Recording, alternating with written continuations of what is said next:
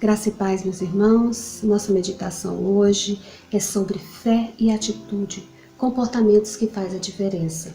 O texto base se encontra em 2 Reis, capítulo 4, do versículo 8 ao 37. A palavra do Senhor nos fala que certo dia Eliseu estava passando por Sunem e uma moradora o convidou para fazer uma refeição em sua casa. E isso virou rotina. Sempre que ele passava por Sunem, ele parava na casa dessa sunamita e jantava com eles. E certo dia a mulher disse para o seu esposo assim: meu bem, eu vejo que este homem é um santo homem de Deus. Vamos fazer um quartinho para ele aqui no andar de cima da nossa casa, para que quando ele passe pela cidade ele tenha onde repousar. E como ele amava e honrava, ele aceitou e providenciou este quartinho. Da próxima vez que Eliseu passou pela cidade, ele já pôde repousar na casa, no quartinho novo dele. E ele ficou tão feliz com aquela gentileza que ele quis retribuir a sunamita e ele pediu que Geazi a chamasse. E chegando ali, ele falou para ela assim: tem algo que eu possa fazer por você? Você quer que eu interceda por você diante do rei, o chefe dos exércitos? Ela disse: não, meu senhor, eu não preciso de nada. Eu estou muito bem com a minha família, no meio do meu povo. E Eliseu, não conformado com aquilo, ele falou para Geazi: ela deve precisar de alguma coisa. Então Geazi disse para ele assim: meu senhor, ela não tem filhos e o esposo dela já é idoso. É mesmo, chama ela lá. E ele chamou a sunamita e Eliseu disse para ela assim: o ano que vem você vai estar com o filho nos braços. E ela disse: não, meu senhor, não mintas para tua serva, não me dê falsas esperanças. Mas com certeza o coração dela deve ter se aquecido de esperança, de alegria de ouvir aquela palavra. Certo é que no ano seguinte ela estava com o filho nos braços. E essa criança cresceu e certo dia o pai levou ele para a colheita. E chegando ali, ele sentiu uma forte dor de cabeça. E o pai de imediato chamou um servo e pediu que levasse a criança para a mãe. Chegando em casa, a sunamita cuidou dele, ficou com ele nos joelhos, no colo, até meio-dia. E meio-dia essa criança morreu. E a sunamita de imediato colocou a criança ali no quarto de Eliseu, em cima da cama de Eliseu, e pediu para que o esposo dela preparasse para ela uma jumenta, que colocasse um servo para acompanhá-la, porque ela ia atrás do homem de Deus. E o esposo disse para ela assim: o que você vai fazer lá? Hoje não é lua nova, não é sábado. E ela disse: não tem problema, eu vou procurar o homem de Deus e volto logo. Aqui nós vemos, irmãos, que para Deus agir na nossa vida, Ele não precisa de protocolo religioso. Quando o sobrenatural de Deus vai acontecer na nossa vida, não depende de tempo e de espaço. E assim ela foi. No caminho, com certeza o coração dela não tinha morte no coração dela, tinha sim esperança, porque ela sabia que o mesmo Deus que tinha feito com que ela estéril tivesse um filho, seria o Deus que iria ressuscitar o filho que ela havia deixado morto no quarto em cima da cama. E nós vemos aqui que ela foi ao Monte Carmelo. O Monte Carmelo lembra a presença de Deus. E ela foi no lugar certo, ela foi na presença de Deus em busca de solução para o seu problema.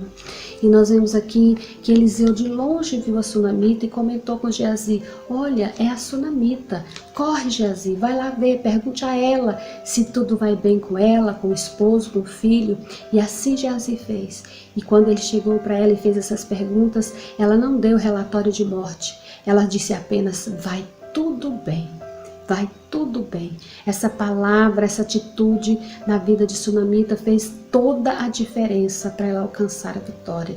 Não houve murmuração, não houve reclamação, mas houve sim a certeza no Deus que ela cria. E quando ela chegou ali na presença do homem de Deus, ela se lançou aos pés dele e ela foi bem enfática. Ela confrontou Eliseu e disse assim: por acaso te pedi filho? Por acaso eu te pedi filho? Eu não disse que não me desse falsas esperanças? E nós vemos aqui, irmãos, a mulher de atitude, uma mulher que sabia com quem ela estava lidando. E eu quero abrir aqui, irmãos, um espaço para me contar o testemunho do milagre que o Senhor fez na minha família. O Senhor cuidou do meu filho. Quando ele estava prestes a completar 2 anos, ele teve uma convulsão de febre muito séria e meu esposo estava cuidando dele no dia. E meu esposo saiu com ele, desesperado, dirigindo só com a mão. Quando chegou ali no hospital da criança, ele entregou o nosso filho para o Dr. Diebe e a equipe ele fez de tudo para reverter o quadro, até que ele chegou para o meu esposo e falou assim: olha, Boba, nós não damos conta, corre com seu filho para um hospital que tem UTI. E assim meu esposo foi, acompanhado de uma enfermeira, chegando ali no Hospital Dom Bosco, que já fechou inclusive, chegando ali a equipe fez de tudo para reverter o quadro, e foi com oração, foi com entrega na presença do Senhor que nós pudemos ver o milagre do Senhor. O Senhor devolveu a vida do nosso filho, e como mãe, eu posso compreender a aflição do coração daquela mulher, deixando seu filho morto em casa, e foi à procura do homem de Deus, porque sabia que nele estaria a resposta para o seu problema. E nós vemos aqui, irmãos, que quando Eliseu chegou ali no quarto onde a criança estava, ali naquele quarto havia morte, ali naquele quarto havia desespero, mas para Eliseu havia a possibilidade do milagre. Para Eliseu havia o momento do Senhor agir, o momento do Senhor reverter um quadro que era impossível para os homens. Porque nós sabemos, irmãos, que aquilo que é impossível para os homens é possível para Deus. Então nós vimos ali que o Senhor deu uma estratégia para Eliseu, em que ele deitou sobre o corpo do menino e o corpo da criança aqueceu, mas ainda assim a criança não reviveu. Ele andou para um lado, para o outro do quarto, quem sabe estava expulsando a morte, expulsando tudo aquilo que estava impedindo aquela criança de voltar à vida. E ele repetiu o processo, deitou sobre o menino até que o menino expirrou 7 vezes e abriu os olhos. E foi quando ele devolveu a criança para a mãe. Nós vemos aqui, irmãos, o milagre acontecer. O nosso Deus não mudou. O mesmo Deus que ressuscitou aquela criança é o Deus que ressuscita hoje. Então eu posso aprender com essa palavra que o nosso Deus é o mesmo ontem, hoje e será eternamente.